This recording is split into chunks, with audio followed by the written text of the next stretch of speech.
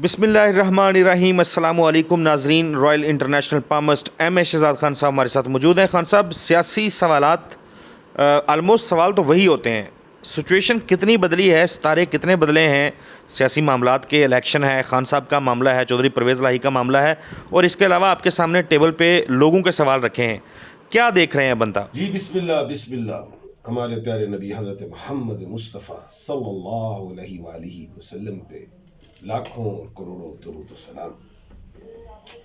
बड़ा अच्छा सवाल है आपका कि अभी पूरी दुनिया जो है और पाकिस्तान के लोग जो ओवरसीज पाकिस्तानी हो इससे तज़ज्जुब का शिकार है कि पता नहीं इलेक्शन होने भी या नहीं होने। तो मैं यही कहूँगा कि जो बातें चल रही थी, मैंने कहा था जी इसहाक डार साहब के हवाले से कुछ बातें ट्रैवल हो रही हैं पब्लिक में, और मैंने कहा अगर वो आ जाते तो साल डिले होगा, उस पर बड़ा मैंने कहा कि झगड़ा बनेगा और बड़ा आपने देखा।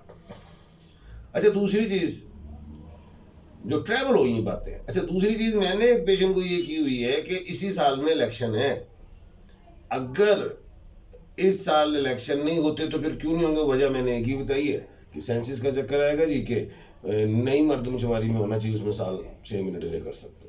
लेकिन अभी सारी आपने देखा है कि जमातें कह रही हैं इलेक्शन इसी साल में। तो आज तो मेरे ख्याल से हुकूमत ने की तरफ से भी ऐसी बयान था। तो मैंने पेशेंट को यही की हुई है कि इलेक्शन इसी साल में है। अब उसमें भी मैंने एक पेशेंट को की हुई शुरू से कि 60 दिन वाले नहीं 90 दिन के बाद होंगे। अब 90 दिन के हवाले से जो मैंने बातें बताई थी, वो कहा था कि 1 दिन पहले या 2 दिन पहले असम्बली टूटेगी, खुद ब खुद आप देखिएगा उधर ही जाएंगे। इलेक्शन का जो है अभी माहौल बन रहा है और आप देखेंगे। फिर एक सवाल बड़ा अच्छा है कि जी इमरान खान साहब जो है वो साइफर में या तोशा खाना में जो हैं वो क्या गिरफ्तार हो जाएंगे।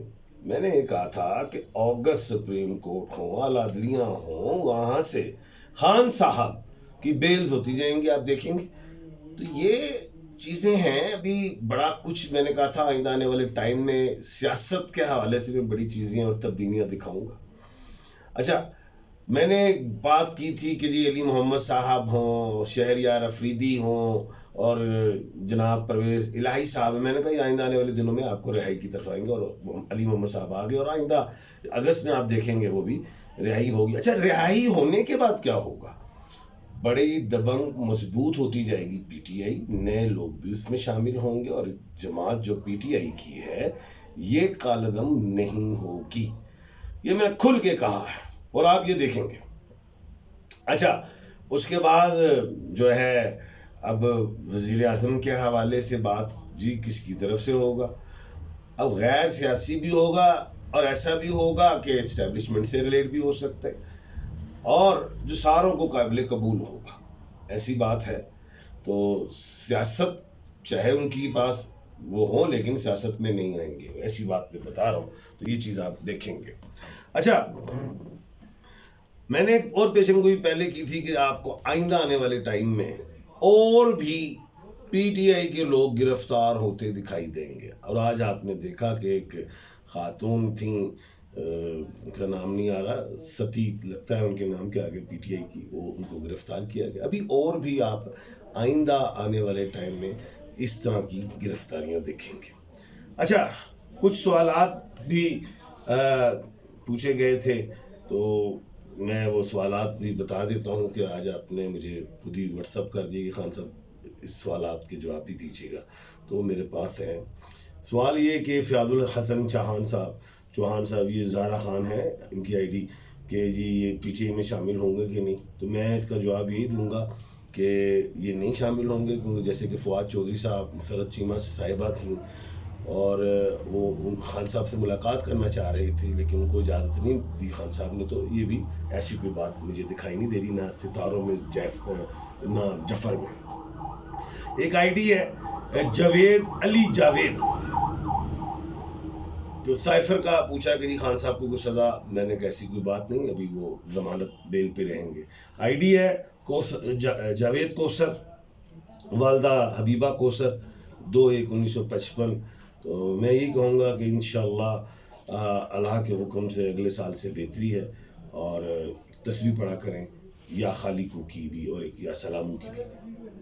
मोहम्मद हफीज़ है, वालदा नवाब जाना कतर में है, जॉब नहीं मिली तो इंशाल्लाह बिल्कुल मिलेगी अल्लाह के हुक्म से। और तस्बीह पढ़े, या हय्यू या कय्यूम भी पढ़ें या खालिकू पढ़ें, अल्लाह के हुक्म से जल्द इसी साल में जॉब मिलेगी, पाकिस्तान की जरूरत नहीं है। शौकत अली वालदा गुलाम फातिमा 182 दुबई जाना चाहते हैं, तो मैं ये बता देता हूँ कि अक्टूबर के बाद इंशाल्लाह आप जा सकते हैं। मोहम्मद जहीरुद्दीन वालदा सूफी सुगरा जी हैं, 28/9/64 की कामयाबी इंशाल्लाह अल्लाह के हुक्म से अगले साल कामयाबी मिलेगी। एक और है अब्दुल मनान वालदा रहमत बीबी, और 18/5/1982 तारीख है। तो इनका सवाल है कि मैं बाहर जाना चाहता हूँ, तो मैं कहूँगा ये नहीं जा सकते, आप पाकिस्तान में रहें।